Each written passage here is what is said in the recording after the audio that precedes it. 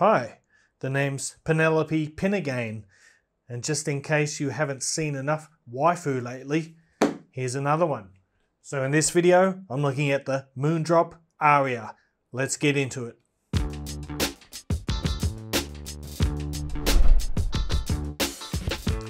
What's cracking, audio fans? It's David here from Prime Audio Reviews. So we got the Moondrop Aria here. Now basically this is a successor to the Moondrop Starfield, and when I say successor, I mean it's actually priced at a lower tier, but it promises much of the same performance. So here is the box. It's pretty nice. It's a lot nicer than the original Starfield box in my own opinion, but you get your pretty standard kit inside. You get your IEMs, you get this little zipper carrying case here, same as the Starfield one.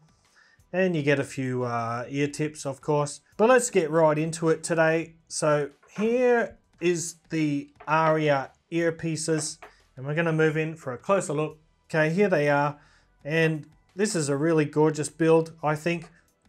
I'll show you what it looks like compared to the Starfield. Now, it's essentially the same shape, except the faceplate has a flat surface, where Starfield has a slightly curved part of it there. But apart from that, the shell design is pretty much identical.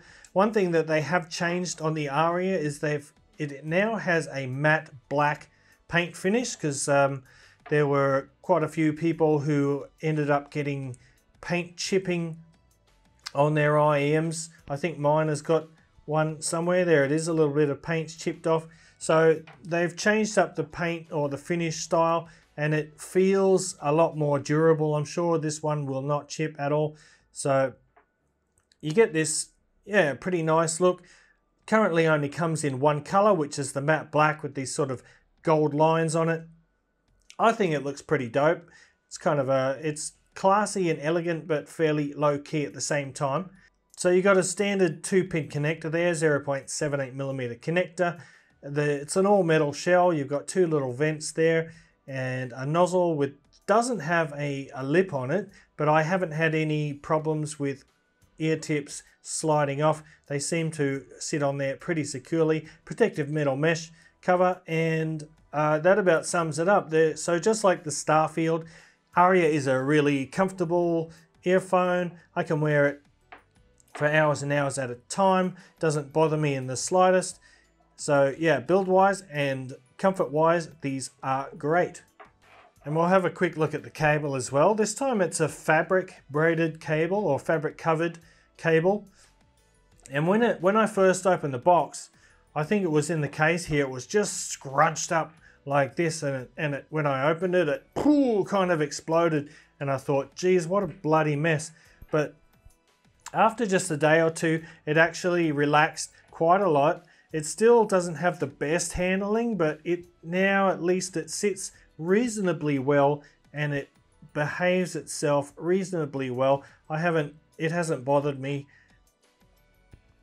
But yeah, aesthetically wise, it matches the earpieces really nicely. So 2-pin connectors there, a right angled 3.5mm termination, aluminium Y-split, and there's also actually a little aluminium chin slider there as well. So overall, it's a pretty good quality cable. Excuse my phone. Pretty good quality cable. It doesn't have the best handling, but no complaints really at this price point. Alright, so it's time to talk about how the Aria sounds, and I could just tell you it sounds exactly like the Starfield and in the review here pretty much, but not everybody has heard the Starfield, so I'm going to break it down for you. The Aria has a Harman based tuning, which means it's fairly balanced from the lows to the mids to the high frequencies, the bass, the mids and the trebs. So everything's fairly evenly spread. The bass is slightly enhanced above neutral. It's not a big boomy bass, it's not a bass head bass, but it is lifted. And of course there's that traditional, or not traditional, that typical upper mid-range lift and lower treble emphasis. And that's basically what you get. So let's break it down now, starting with the bass. And you know, to my ears, The bass on the Aria is actually a little bit tighter and sounds a bit faster and less boomy than the Starfield.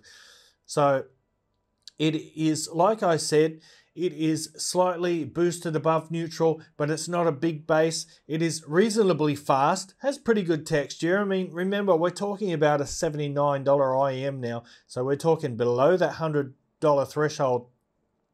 So you can't have too high expectations. The competition is tough already, man, but the Aria, the bass, good extension. It reaches down low. It gives a nice sub-bass rumble. It slightly leans towards more the sub-bass than the mid-bass, but the mid-bass is also still fairly punchy and has good body and weight to it. Overall, yeah, I think the bass is suitable for all genres, music genres. The Aria has done a great job. It's their new LCP, liquid crystal polymer dynamic driver. I probably got that wrong, but yeah, it does really well. It does great. The bass sounds good. So moving on to the mid-range now, and just like the Starfield, Aria's mid-range is slightly lean. It's maybe quite neutral, or maybe a little bit leaner than neutral. So the notes are a little bit thin, but they still sound natural enough. They're not cold or anemic. They're just sort of have a fairly small note size, but a very clean sound. The mid-range, well, the overall resolution is really good. The mid-range clarity is excellent. Vocals, both male and females, sound nice. Even though the tonality is a little bit sort of cooler in the mids, the vocals still sound really nice. There's no graininess there. Instruments of all types sound nice. And there's really not too much to say about the mid-range. It's not really recessed. Of course, it does have that upper mid-range boost, but it doesn't get shouty. Even female vocals or upper registers of pianos and horns, they can get a bit edgy if the upper mid-range is pushed too far, but the Aria doesn't have that issue.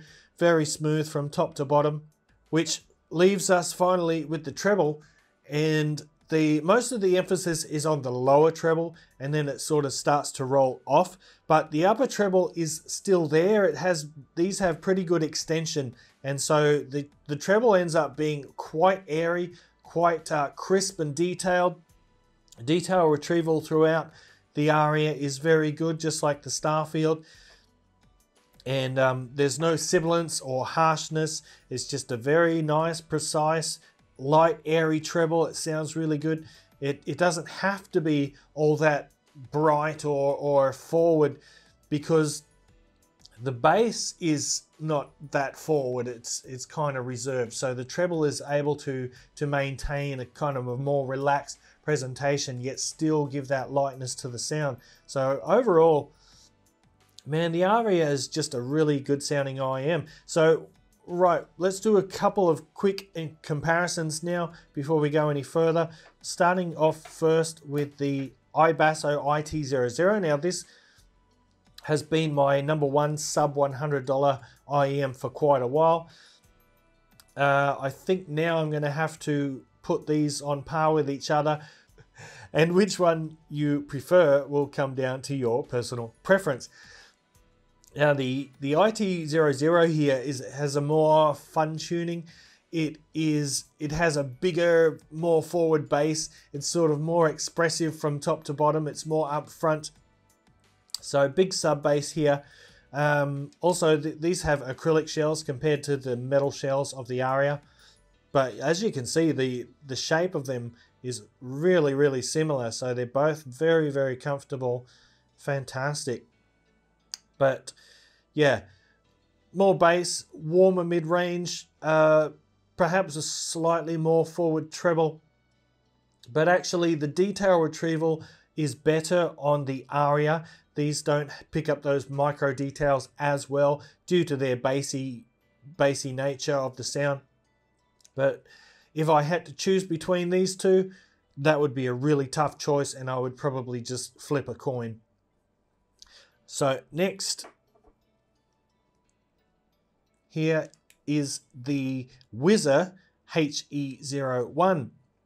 Now this is also another single dynamic driver earphone. It comes in at the same price as Aria. Really pretty IEM. As you can see there, the HE01 shells are really small. So if you've got particularly small ears, this would be a great choice for you. But like the iBasso there, the Whizzer has a little bit more of a fun tuning, whereas the Aria is kind of more refined, a little bit more mature in its tuning. But the HE01, it's got a bit more bass, it's a little bit warmer. I would probably call this a W-shaped signature because everything is lifted, pushed up a bit. So yeah, it does have a little bit more bass emphasis than Aria. The mid-range is a little bit more forward, a little fuller, a little bit more body there, and the treble is also lifted to sort of match its enhanced low end as well. But overall, it's still a nicely balanced earphone, just a little bit warmer and a bit more fun tuning than the Aria. In terms of detail retrieval, the Whizzer is actually on par with Aria, which is quite impressive considering its sort of warmer tonality. But overall, this is a great earphone. Again, if I had to choose between these two, the coin might come out. I would be happy with any of these three as a daily driver. They are all superb. And now finally, I don't want to go too far into this, but I'll do a quick comparison with the Starfield here. Now to my ears, the Aria actually has a slightly improved bass compared to the Starfield. Now, one of the main complaints about Starfield was with its sort of sloppy bass, or not sloppy, but just a little bit loose. To my ears, the Aria bass is a little bit tighter now, a little bit better controlled, and not as boomy. So that in turn means it's slightly faster, but the difference is very, very subtle, but I can hear it there. Apart from the bass, you know, the sound between these two is just so close. Moondrop have done a fantastic job of creating the same sound signature with a different driver and a different enclosure. It's quite a work of art.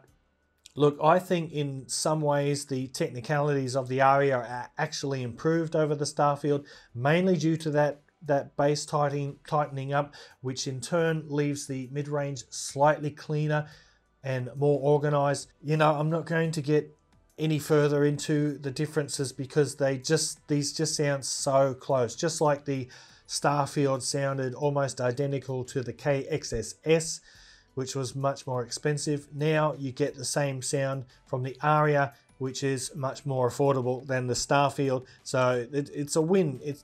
It might be a bit of a disappointment for Moondrop to keep milking their winning formula, but in the end the customers win because now you're getting the same performance at a lower cost. And that brings me to my summary now.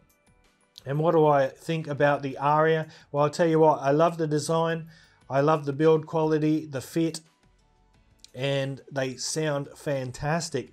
I think these are definitely in the top three sub $100 IEMs. Will be probably the #1 pick for a lot of people depending on your personal preference, but this is a fantastic IEM. If you are shopping in that price range, definitely consider these. They are really hard to beat. So that's about it for this video, guys. If you liked it, go ahead and give it a thumbs up. And if you're new to this channel and want to see more audio reviews like this in the future, hit that subscribe button. And until next time, I'll see you later.